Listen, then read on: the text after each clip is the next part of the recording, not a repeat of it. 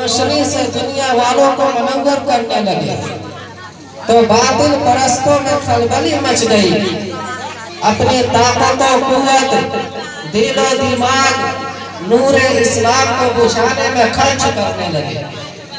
रास्ते में कांटे बिछा बिछा कर, पत्थरों से दबाकर, तपती हुई जमीन पर सुलाकर, आग के अंगारों पर लटाकर, फांसी के फंदों पर चढ़ाकर, घरों द्वार उजाड़ कर अल्लाह के प्यारे आकाए दो जहां मदनी करीम सल्लल्लाहु तआला अलैहि वसल्लम की आवाज को दबाने की कोशिश करने लगे, मगर हक की आवाज रोज बरोज बढ़ती जा रही थी।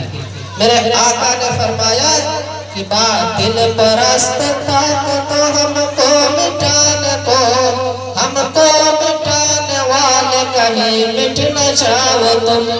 इस्लाम जिंदाबाद है, कुरान जिंदाबाद, ईमान जिंदाबाद है, शैतान मुर्दाबाद। जो हो गए हैं दीन पे कुर्बान जिंदाबाद, या रब हमारी यूं ही रहे शान जिंदाबाद।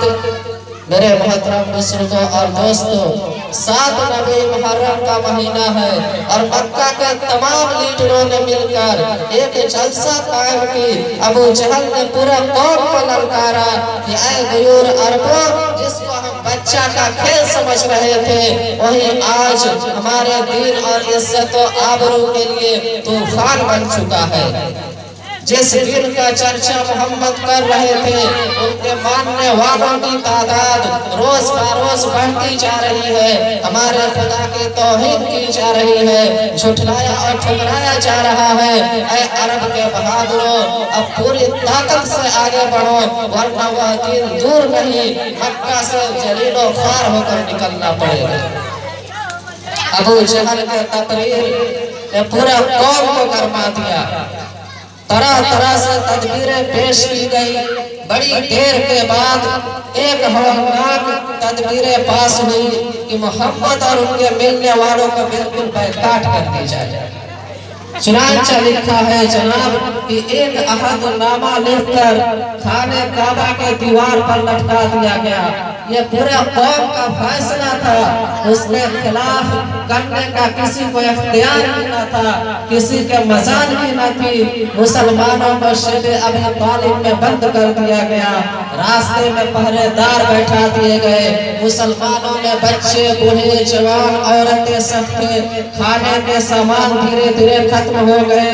दरख्तों की छालें और पत्ते चबा चबा कर दिन काटने लगे। सिर्फ एक दिन के लिए अय्याम हज में पाबंदी हटा ली गई। मुसलमान घाटी से बाहर आ गए, कपड़े फट गए, आंखें धस गए, कदम लड़खड़ा रहे थे। मेरे मोहतरम बुजुर्गों और दोस्तों, कुर्बान जाओ उन मुसलमानों पर कि जिसकी जुबान पर कोई शिकवा शिकायत न थी और मुसलमानों की खात्मा हालात देखकर कुफ्फार का कहर लगा रहे थे और कह रहे थे कि ऐ मुसलमानों, तुम क्यों अपने आबाओ व अजदाद का दिन छोड़कर हलाको बर्बाद हो रहे हो? अब भी मोहम्मद का साथ छोड़ दो, हम तुम पर से ये सारी पाबंदियां हटा लेंगे। मगर मुसलमानों ने जवाब दिया कि ऐ कुफ्फार सुन लो, घर कट जाए ये सर तो सर का कुछ गम नहीं, मैं मोहम्मद का दामन छोड़ूंगा नहीं। घर कट जाए ये सर तो सर का कुछ गम नहीं, मैं मोहम्मद का दामन छोड़ूंगा नहीं। कि अब हम हक पा चुके हैं, अब हम दरबार मोहम्मदी में इकरार मोहम्मद कर चुके हैं, अब हम पर इसरार मोहम्मद खुल चुके हैं, अब हम अनवार मोहम्मदी में फैज़ आब हो चुके हैं।